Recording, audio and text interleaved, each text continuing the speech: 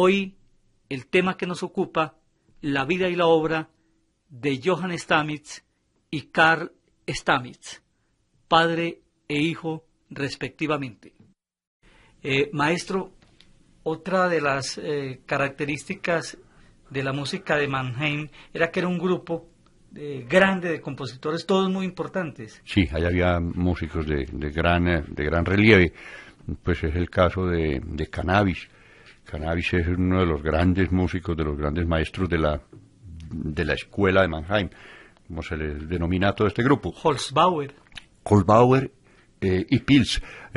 Yo creo que a cada uno de estos nombres, es que hablamos de músicos que han sido injustamente olvidados. Es decir, lo que pasa es que no ha habido tiempo de oírlos a todos, porque la humanidad se dedicó a oír música mala, entonces no tuvo tiempo de oír la buena, pero son músicos de mucha importancia. Por eso yo creo de la importancia de este programa, maestro, de esta serie nueva, Los compositores y su música, porque precisamente la serie en la cual ya hemos programado los 30 iniciales compositores, ninguno corresponde a los más oídos.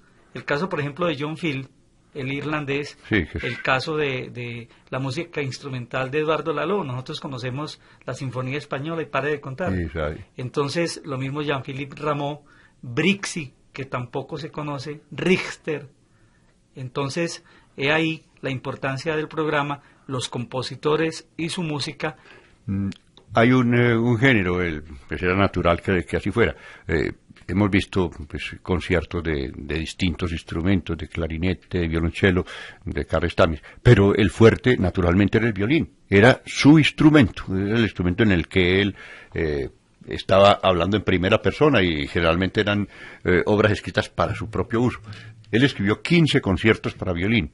Y hablar de 15 conciertos para violín es una cosa muy seria. Aparte de eso, los conciertos para viola, por ejemplo, el concierto en re mayor. Hay un concierto en re mayor para viola y orquesta y una sinfonía concertante para violín, viola y orquesta. Esa es una cosa muy importante. La sinfonía concertante fue una modalidad que se puso de moda y estuvo muy de moda en esta época candente y de clima cálido que hubo en Francia en vísperas de la Revolución. Es decir, por allá en los años 78, 80, hasta el 85, estuvo de moda la sinfonía con solistas. Y la sinfonía con solistas tenía pues una modalidad un tanto ambigua de concierto-sinfonía, entonces era una sinfonía concertante, y en estas sinfonías concertantes fue París la que llevó en cierta forma la vanguardia, pero no porque hiciera la mejor música. Allá hubo, entre otros, este señor Boulogne, el negro de aquí de Guadalupe, un antillano que hubo allá que les metió una descrestada de padrísimo, señor mío, un compositor formidable, del que también tendremos que poner en nuestra lista de los compositores injustamente olvidados. Y este género, el de la sinfonía concertante o la sinfonía con solistas, pues tenía el doble atractivo, era música sinfónica y al mismo tiempo daba la oportunidad a uno o dos intérpretes de cierto lucimiento. Las sinfonías concertantes de Stamitz son en cierta forma las responsables de dos de los grandes conciertos o sinfonías: la sinfonía concertante de Mozart para violín y viola, y el concierto para dos pianos en mi bemol mayor.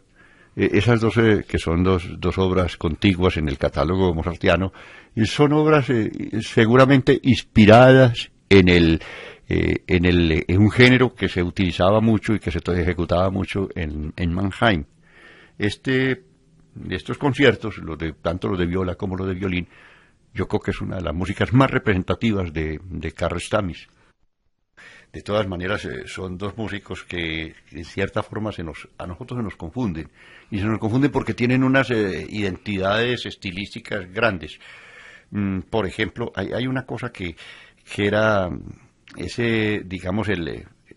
revoltura, digamos, el virtuosismo, por un lado, lo pintoresco, ese preciosismo ornamental que se utilizaba en el barroco, está trasladado al estilo de Mannheim.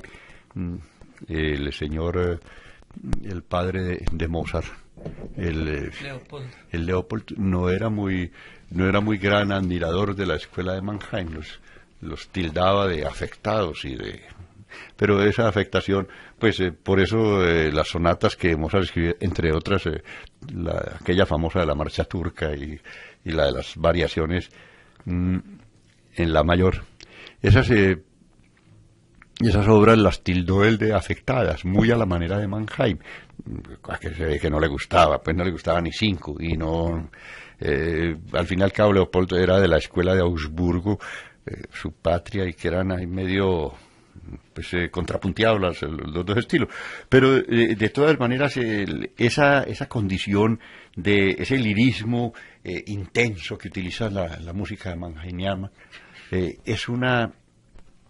es casi que un anuncio del futuro romanticismo. El romanticismo es eso. El romanticismo no va a ser otra cosa que esa intensificación del sentimiento por encima de cualquier otra consideración. La música importa en cuanto sea capaz de emocionar, de causar emoción, de transmitir digamos un mensaje emotivo. Lo demás importa poco. No es tanta la preocupación ya por hacer formas imitativas, esos despliegues, por ejemplo, de inteligencia, que no es otra cosa, y de ingenio que implican pues la construcción de esas obras imitativas del barroco. Esto ya empieza a perder altura. Sin embargo, la parte estructural, la parte formal, esto ya va a variar muy poco, es decir, varía casi que el modelo de Mannheim, el que plantean Johann Wenzel Stamitz y su hijo Karl, es casi que con muy leves modificaciones perdura hasta Beethoven. Es decir, casi que llega hasta las puertas del romanticismo.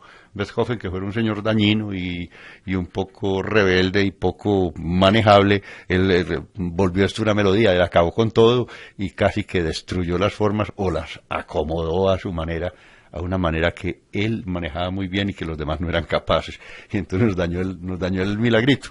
El caso es que sí, las aportaciones de Mannheim se van prácticamente a todo lo largo del clasicismo musical hasta desembocar ya en las formas un tanto irregulares y caóticas de lo que habría de ser el romanticismo.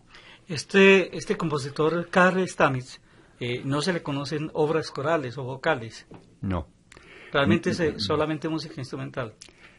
Sí, los compositores, ahí había unos especialistas, por ejemplo, el caso de Pils era un excepcional violonchelista, era como el gran violonchelista de Mannheim, y Cannabis era más bien un compositor del ámbito de la música de cámara y también de la sinfonía. Todos ellos fueron sinfonistas buenos, pero la música coral y la música no tenía mucha importancia, y no tenía mucha importancia porque estaba muy fresco un ejemplo grandioso con el que era imposible competir. Después de la muerte de Bach, tengamos en cuenta que Bach murió, es decir, cuando hablamos de Johann Wenzel Stamitz, que nació en 1717 y murió en 1757, quiere decir que murió 7 años después de la muerte de Bach. Es decir, vivió realmente bajo la sombra de esa música inmensa que todavía no era muy conocida ni muy divulgada, pero de todas maneras nadie hacía música coral sabiendo que allá en el vecindario estaban haciendo cosas tan grandes. Era como era someterse a una comparación imposible de sostener. Ese es el caso y yo creo que la explicación de que estos tipos no tuvieron mucho interés en las formas vocales. Aparte de eso, Mannheim no tenía ópera, y esto es una razón ya, después la hubo, pero inicialmente eso era un factor importante. La carencia de una ópera hacía que los músicos se dedicaran a otro tipo de actividades. Pero de todas maneras eran músicos de gran nivel. Y gran nivel porque en una época en que la música en toda Europa se hacía una música tan buena y tan bien hecha, pues el hecho de que se destacara Mannheim, eso quiere decir que había un grado, una perfección, habían alcanzado una perfección extraordinaria. Total que uno se imagina aquella orquesta sonando pues de una manera celestial.